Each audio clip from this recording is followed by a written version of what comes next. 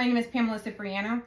I'm a doctor prepared nurse practitioner in Thomaston, Connecticut, and I work at the Practice of Health and Wellness. Today I decided to take a different approach to the wellness aspect of the disease process. I trained under Dr. Richard Horowitz, Lyme specialist, and I see patients as a Lyme literate provider from all over the country.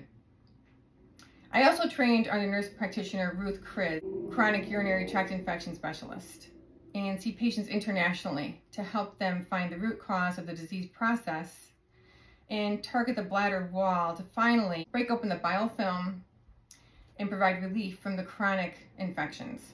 But today, I decided to discuss the mind and how it can work to keep you sick or get you healthy. Our mind is separate from our brain. There are two parts, the conscious and the subconscious. The conscious works approximately 10% of the day, but the subconscious works approximately 90% of the day. We don't even realize that we are constantly thinking. And most of the time, we're thinking about the past. Every so often, we'll think about the future. It's not usually a happy thought. It's usually regretful thoughts from the past and anxious thoughts about the future. And that's human nature. And it does take some work to try and get that to change. And that's what we're going to talk about today and how it really affects your body. So the conscious is related to what you're experiencing at this moment. The subconscious is related to everything you have experienced in your past and what you expect to experience in your future. The subconscious is what we are going to work on over the next several videos. I can give you all the antibiotics in the world and not get you better. If your mind is not in the right place, I cannot help you, and you're going to stay sick. When we are sick, and I know this better than anyone, I have had a number of health issues over my lifetime. The depression and fear that accompanies the illness can be overwhelming. When we focus on the illness and do not consider all the positive things throughout our life, the illness takes over our conscious and our subconscious. It takes so much longer to find health. Each video, what I plan on doing is explaining to you something that happened to me health-wise and share with you all the fear I went through.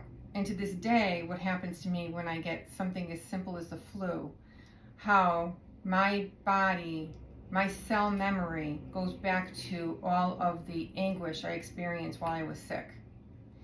So we're going to start off with when I was 26 years old. When I was 26, I had a mini stroke. I had a very stressful day the day before. I was at work. There was a piece of paper that was on the floor that I went to bend over to pick up. And every time I tried to pick up this piece of paper, I kept coming back up without it in my hand. It wasn't until I realized my hand wasn't moving. And when I went to grab my hand, I realized I couldn't feel it. And at that point, it was paralyzed. I felt like I was holding a mannequin's arm. I ended up in the hospital. I ended up having a bunch of tests. Ended up in the intensive care unit. As luck would have it, I was living in New Jersey at the time. I was at Hackensack Medical Center where I had a very fortunate experience. Have to do a big shout out to Dr. Madiwala, who I understand recently retired. He had just finished his fellowship and just learned about a blood clotting disorder called anticardiolipin antibodies. It's now known as antiphospholipid syndrome. At the time, nobody had seen it yet. At that hospital anyway. I was their first patient, and they really didn't know what to do with it. They did know that it was because of platelets clotting together and causing stroke. So what happened was the platelets stuck together at the same time as I was having a migraine headache, and everything just kind of closed up for those minutes. I had lost my vision. I went incontinent. It was the most frightening thing I could possibly experience. At the time, my only child was 23 months old, and the fear was incredible. For the past 35 years now, I've been on a whole aspirin, and I've never had, knock on wood, another experience like that since. My mother and my sister came to New Jersey to take care of my husband at the time and my son. And as Moms do. She thought I had the stroke because I didn't have a chance to change the drapes over for the change of season. God love moms.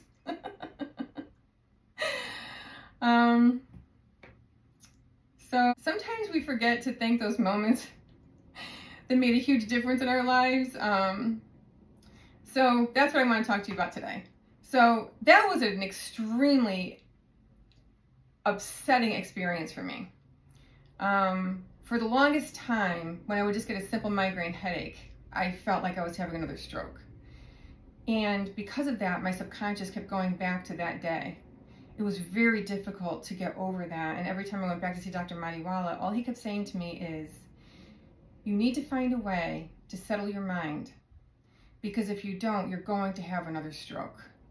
And that's just what was going to happen, because when you get anxious, every vessel in your body contracts and constricts, just like a migraine throughout your entire body.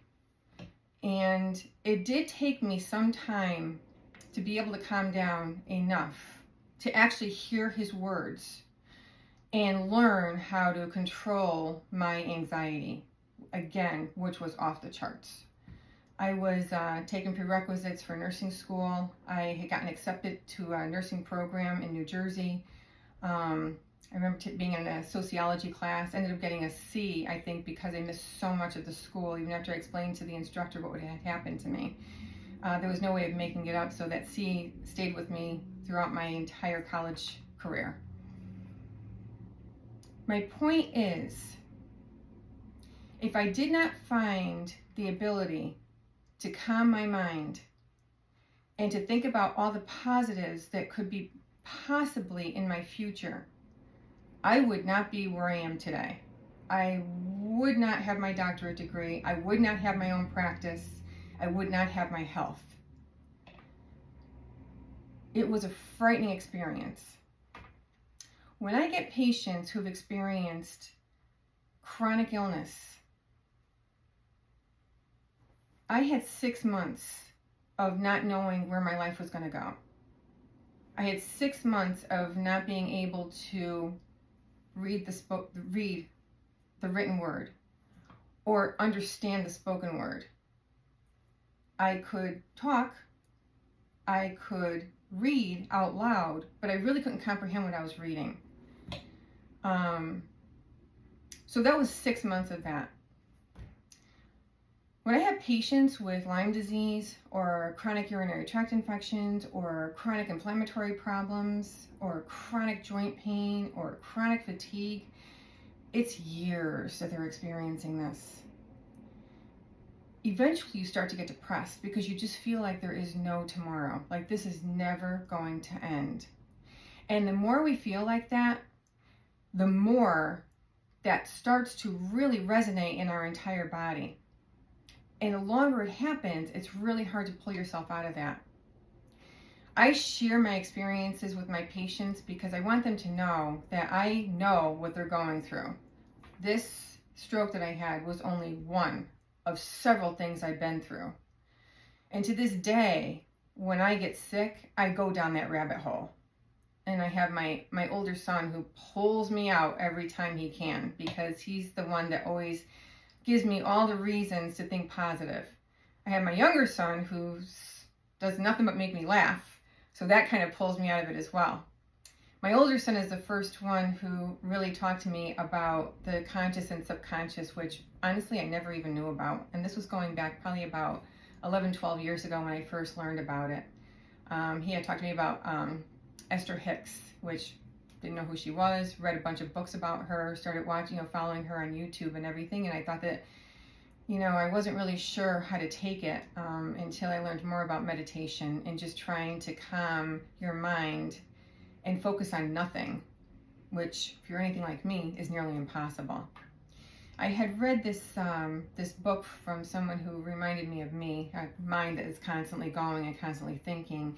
And what he would do was put a notepad between his legs, so whether he was sitting at a desk or sitting on the floor, he'd keep his eyes closed and keep a pen in his hand, and whatever thought came into his head, he'd write down on this notepad.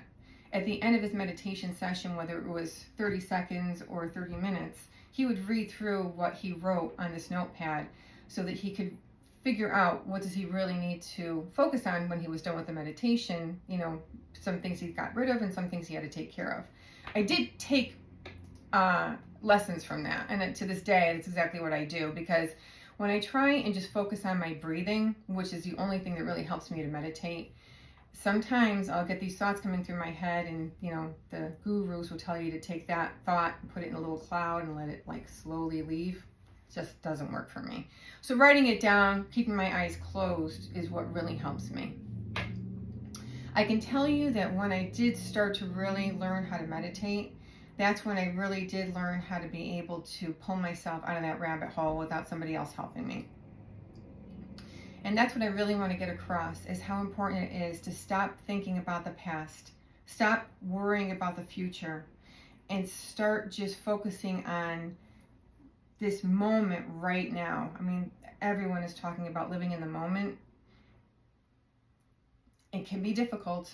I'm the first one to admit it. It can be really difficult.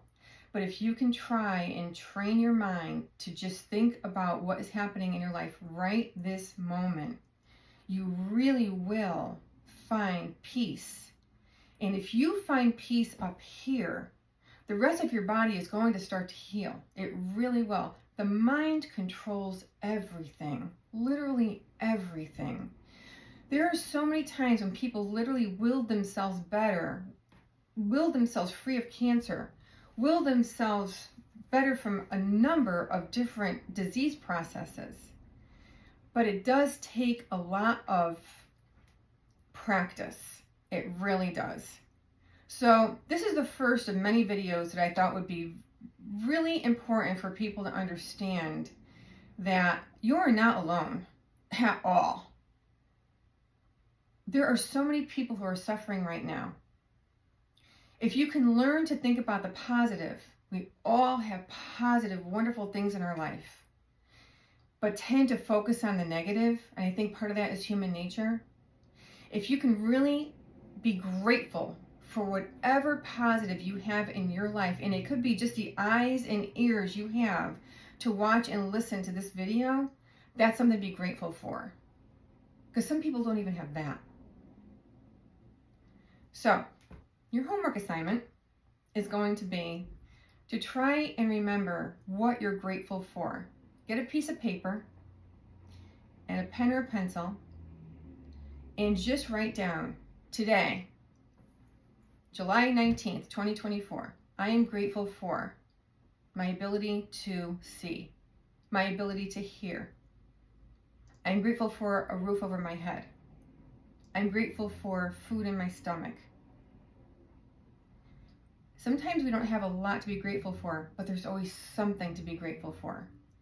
And when you're going through that anxiety and fear, trust me when I tell you, you can't think of one thing you're grateful for. You cannot think of one thing. I've so been there. So that's why I really want you to take the time to just settle your mind and write down the simple things that you have to be grateful for. And I can guarantee you, if you make this a daily habit, you will start to feel better physically and emotionally. So, that's all I have for today. My next video is going to talk about something else that happened in my life and how I got through that as well. Okay? We're all human. There's not one person in this world who hasn't gone through something catastrophic in their life.